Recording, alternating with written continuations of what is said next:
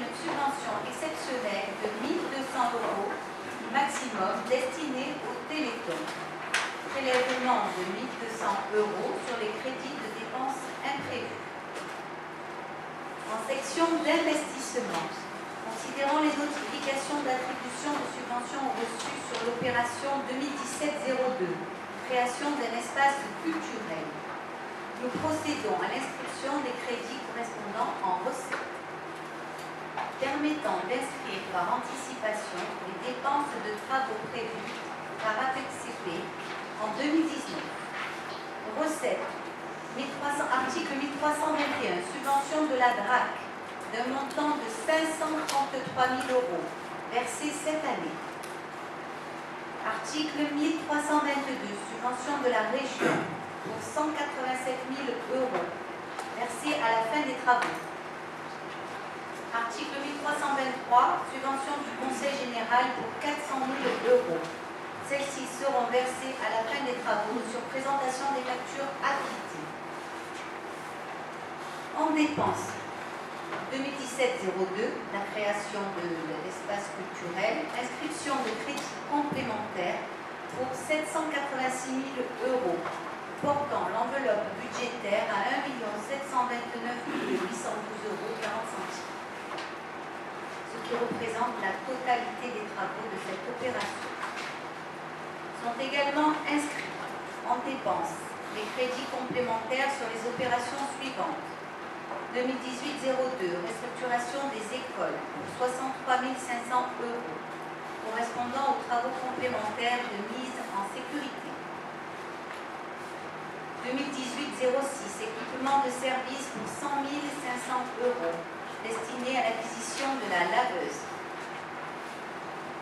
En dépenses et recettes, les crédits sur l'opération OLD La Cigalière, travaux exécutés d'office pour compte de tiers, nécessaires pour engager les travaux de débroussaillement notifiés.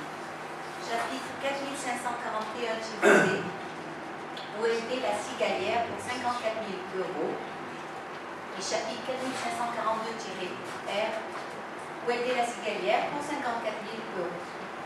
Compte tenu de ces nouveaux éléments, nous procédons à la réduction du crédit de l'emprunt.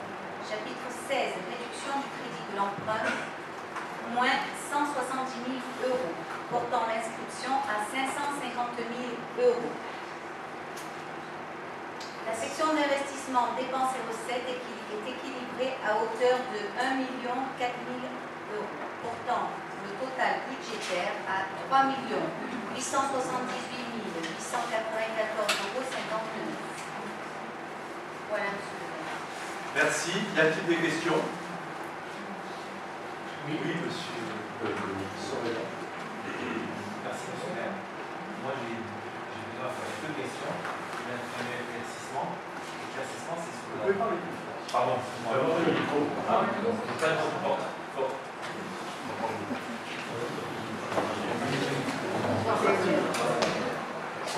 Non, c'est bon.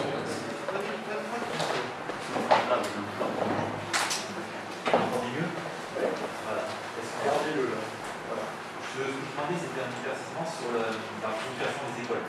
Là, on rajoute un budget 60 000 €. Après 60 000 € au mois de juillet. Et à la base, dans un programme, c'est 360 000 €. Il y avait un peu de tout. C'était le programme d'habitation de patrimoine. Il y avait l'église, le rugby, enfin, plein de choses. Moi, la question, c'est savoir. Voilà. Nous avons tout le détail, alors je ne sais pas si... Non, mais c'est juste savoir ce que ça va coûter, ce que ça a été, vraiment le projet de restauration des écoles. Alors la totalité. Oui, j'ai tout un détail pour le budget complémentaire, donc c'est tout détaillé par l'eau, donc j'ai le local, le lobby, je ne vais pas tous les énumérer. Globalement, excusez-moi. Globalement, c'est une mise en sécurité. Non, mais le total, depuis le début le total, depuis le début. Depuis le début de la fin. Il a fallu une enveloppe complémentaire, donc c'est le total que vous avez pour 63 500. Mais vous avez des détails? Non, eux, ils n'ont pas de détails. C'est pour ça que moi, je possède le détail, mais l'enveloppe globale complémentaire est de 63 500. En fonction de ce qu'on a déjà passé en conseil, au fur et à mesure des Et pour besoins la- qu'il les y a descendants pour ce sont des- l'accessibilité, ce que les parents d'élèves ont demandé, les travaux, l'aménagement, les jeux, au fur et à mesure, c'est des marchés que l'on lance et c'est tout à fait normal qu'on arrive à réaliser aussi les demandes et les besoins. Le total, on sait. Ben, on C'est ce peut- que vous en avez voté la dernière fois, plus 63 500. Vous l'avez dans le Vous avez tableau. vu la dernière fois. Non, même là, dans le tableau, les qualités Si vous l'avez devant les yeux, vous pouvez peut-être nous l'indiquer. Comment? Si vous l'avez devant les yeux, vous pouvez peut-être nous l'indiquer. Bon, vous le donnez. C'est pas un problème, on a Parce que là, c'est tout inclus, c'est vrai.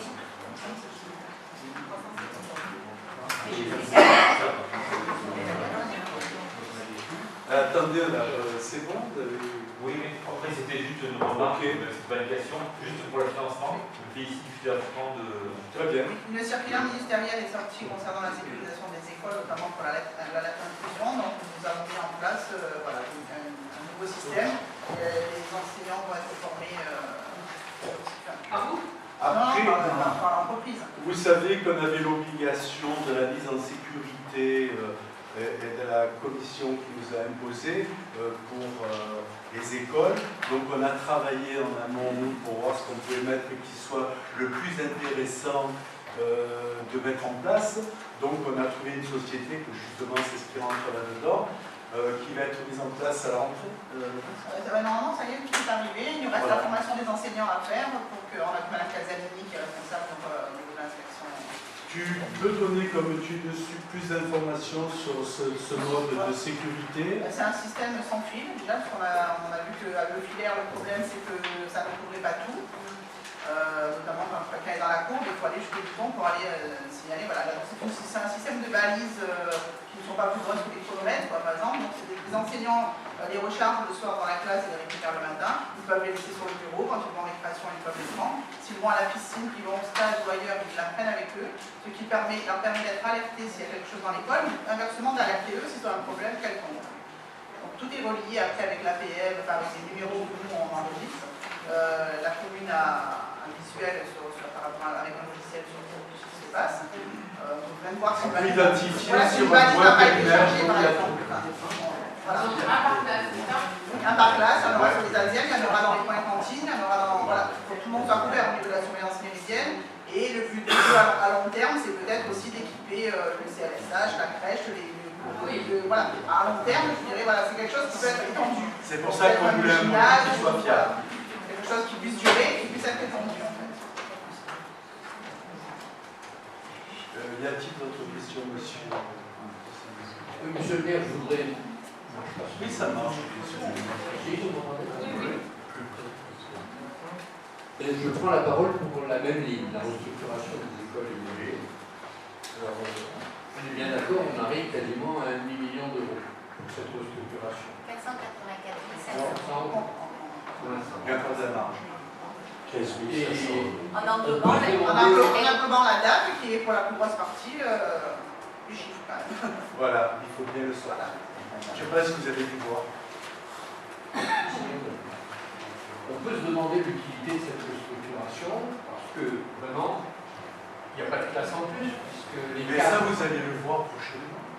Il y a 130 Les logements cartes, qui vont sortir. Vous savez, notre rôle, monsieur Rosano, c'est d'anticiper. Il n'y a pas quatre classes en plus, il y a quatre d'un côté qui sont passées de l'autre. Eh bien d'accord. On a déjà donné C'est vrai qu'on donne les mêmes explications à tous les conseils municipaux. Je veux dire, le but, la restructuration n'était pas que liée au problème de nouveaux arrivants, on l'a déjà expliqué 50 fois. Bon, voilà, donc à un moment donné, c'est fait. S'il y avait des raisons, on les a données, notamment la maternelle et le reste. Voilà, enfin, je veux dire, il y avait des bonnes raisons et d'ailleurs.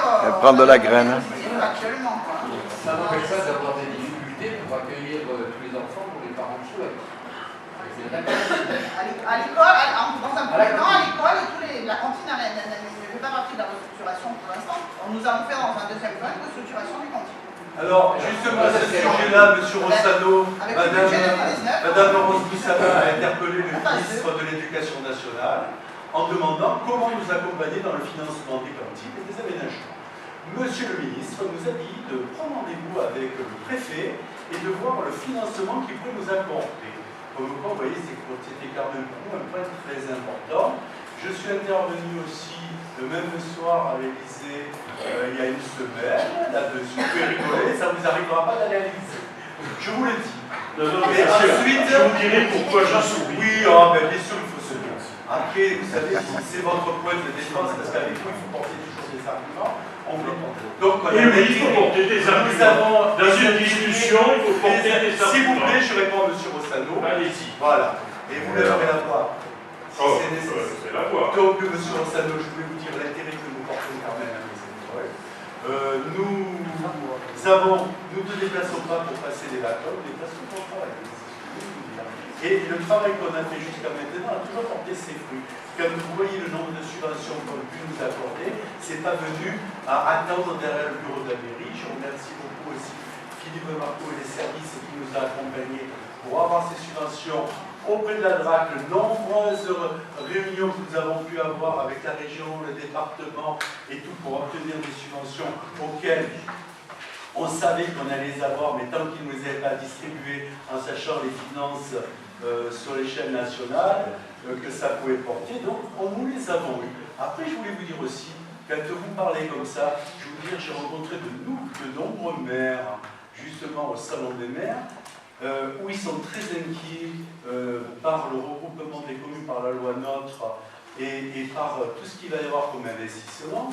Je veux dire qu'il y a des communes, des d'agglo où ils sont 125 communes qui adhèrent là, et comme des communautés de communes où ils sont une trentaine, où les petits maires des petites communes, ils n'ont pas droit à la parole à quoi que ce soit, et des maires m'ont avoué que ce sont les parents d'élèves qui peignent les classes, qui bouchent les trous et qui aménagent et qui portent des jeux. Je veux dire que nous, l'école du Bossé, quand même, est bien lotie. Voilà. Oui, le problème n'est pas là. La question que je voulais vous poser, Madame, votre question. C'est toujours rechercher ce qui manque. En plus, bon, c'est notre travail. mais je crois que jusqu'à maintenant, nous avons fait le nécessaire et que tout le monde fasse comme nous avons fait en 4 ans, ça sera pas mal. Lors de nos diverses interventions, nous avons pu constater aussi que dans beaucoup d'écoles, il n'y a plus de place dans les dortoirs, donc les enfants ne font pas la sieste. Il n'y a pas de place dans les cantines, donc les enfants ne sont pas pris. Voilà, on se rend compte qu'on a des problèmes de partout pareil. Il n'y a pas que le Bossé. Et on peut dire qu'on en a rencontré des maires. Je peux quand même dire, sans être hors la loi, qu'il y a eu un aménagement, qu'il y a eu une restructuration et que des enfants qui souhaitent manger à la cantine et dont les parents souhaitent manger à la cantine n'y mangent pas. Et ça, c'est hors la loi. Et ils mangent sans je me trompe, de toute façon. Bon, de toute façon, c'est un projet qui sera mis en route, on ne peut pas tout mettre. Alors, vous savez que les budgets, vous avez du mal à les Le voter. ministre Vous avez du mal à les voter, les budgets, mais heureusement qu'on a une équipe solidaire qui nous accompagne et qu'on va de l'avant, et on ira toujours de l'avant. Quel est le bénéfice pour la population du Bossé? Vous le réfléchirez, vous le direz au moment où... Demandez aux petits-enfants de maternelle qui nous sortent plus pour aller manger, pour aller dormir, etc. Déjà, rien que ça, vous savez, quand on reçoit le nombre de courriers qu'on reçoit de remerciements, de félicitations, ça nous fait plaisir. Avec Ça le nous prix que suffit. nous avons eu. Voilà. C'est bon.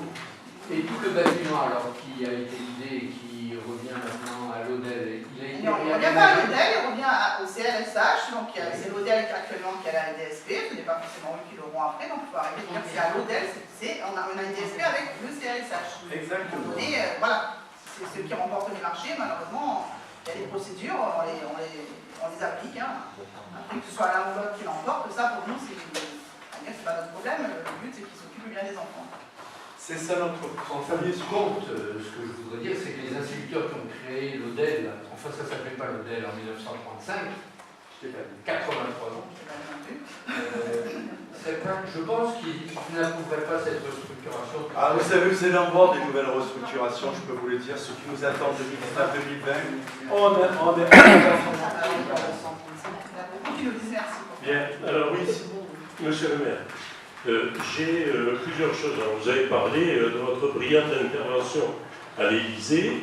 Je dois dire, je l'ai regardé, j'ai écouté la réponse du président. Je peux dire que vous êtes couvert de ridicule.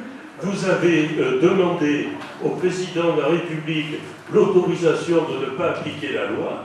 Le président n'a rien compris, il est tombé des nues avec une telle réponse, surtout que vous avez mélangé ça avec le manque de logements sociaux et puis le contrat État-région. Laissez-moi finir. Et le pauvre malheureux, il fallait qu'il vous donne une réponse. Alors il vous a dit, ah ben monsieur le maire, si vous faites des repas à 1 euro, on vous aidera, vous serez subventionné. Alors moi je crois que vous n'avez peut-être pas à être très fier de cette intervention qui à mon avis était totalement hors sujet dans un cadre aussi général. Alors ça, c'est le premier point. Déjà la première. Alors d'une, je vous signale que le président avait dit qu'il donnait la parole à tous les maires. Bien entendu, comme on le connaît, il a donné qu'à 3 maires par salon. Il y avait 4 salons. Je faisais partie de ça. Le responsable de son cabinet, il m'a dit, vous n'avez que 2 minutes. Vous parlez des points importants et après vous le verrez. Je l'ai revu comme l'année dernière dans un salon où on a parlé de la mixité sociale l'année dernière, ça a été quand même intéressant. Et il avait délégué une personne qui reprenait toutes les questions des maires, parce qu'il y avait un droit, vu que vous avez écouté, vous avez bien entendu que le président de la République a dit à plusieurs moments de baisser la voix et de se calmer, parce qu'entre ce que vous vous dites et ce que les gens vous interpellent à côté parce qu'ils veulent prendre votre place, c'est autre chose. Je n'ai pas été ridicule, j'ai réussi à avoir ce que je voulais et j'en suis très fier. Voilà. Oui, après, c'est votre vision à vous, bien entendu, parce que vous ne pouvez pas la considérer comme une bonne intervention. En tous les cas, tout le monde a été content que le maire du Bossé prenne la parole. Voilà ce que je voulais vous dire. Oui, enfin, surtout le maire du Bossé. Voilà. Après, Madame Boussala, vous venez de nous dire que la raison de la restructuration, ce n'était pas d'accueillir de nouveaux élèves. Non, ce n'était pas que. Mais c'était autre chose. Et cette autre chose, c'est quoi? On vous l'a expliqué déjà 50 fois. Chaque fois, il a C'était remonté. Oui, il m'avait dit la dernière fois qu'il n'est pas de mémoire, tu lui répéter plusieurs fois les choses. Vous l'avez même par écrit à plusieurs reprises. C'est ce que vous m'avez dit, monsieur Fouillère. Alors, si ça vous fait plaisir, on va vous la répéter, monsieur. Allez-y, je vous écoute. C'était de modifier du coup la structure des maternelles qui sortaient pour aller manger, pour aller dormir, qui avaient un étage, etc. Ça c'était un premier point. Le deuxième point c'était d'augmenter la capacité dans la nouvelle DSP pour le CLSA justement qui arrivait à saturation puisqu'il n'y avait plus de place dans les locaux actuels qu'ils avaient, donc on ne pouvait pas empiéter, sinon on prenait des salles de place. Voilà. Ensuite il y avait l'arrivée des nouveaux arrivants. Puisque nous avons quand même 130 logements qui vont être livrés l'été prochain, donc il y aura bien des familles dans ces logements. On a déjà pris contact pour savoir le nombre d'enfants qui allaient arriver. Et c'est vrai que dans cette restructuration, du coup, il a été rajouté, donc là récemment, tout ce qui était la mise en sécurité, avant tout ce qui était ADAP, qui était prévu normalement en 2019, que nous avons avancé en 2018. Donc c'est vrai que le chiffre, vous allez me dire, a gonflé, et forcément, on y a rajouté tout ce qu'il y avait à faire. Plus en mise en sécurité. Alors, à combien vous avez évalué le nombre d'enfants supplémentaires avec ces immeubles? On est en train de lancer un questionnaire. Le maire dit qu'il le sait. Non, on aura la réponse prochainement, parce qu'il reste encore des appartements à vendre, et savoir quand il y aura la distribution des logements, de savoir exactement les familles. Vous me tiendrez au courant? Oui, bien sûr. Nous avons le retour des familles. Très bien. Alors, je reviens à la DSP. Dont l'ODEL est titulaire actuellement. Alors, c'est pas l'objet, enfin, il n'y a pas attendez. bon, oui. J'espère que je n'ai pas de problème de mémoire. Cette DSP finit au 31 décembre? Oui. L'appel d'offres a été lancé? Non. C'est pas une appel, c'est pas un appel d'offres. Nouvelle DSP, enfin, c'est un montage de nouvelle DSP. C'est un montage pour nouvelle DSP. Okay. On est à 32 jours de la fin de la DSP. Où en est-on? De nouvelles réglementations sont sorties concernant ces DSP, donc le montage est plus compliqué qu'à l'origine. Qu'est-ce qui va se passer au 31 décembre?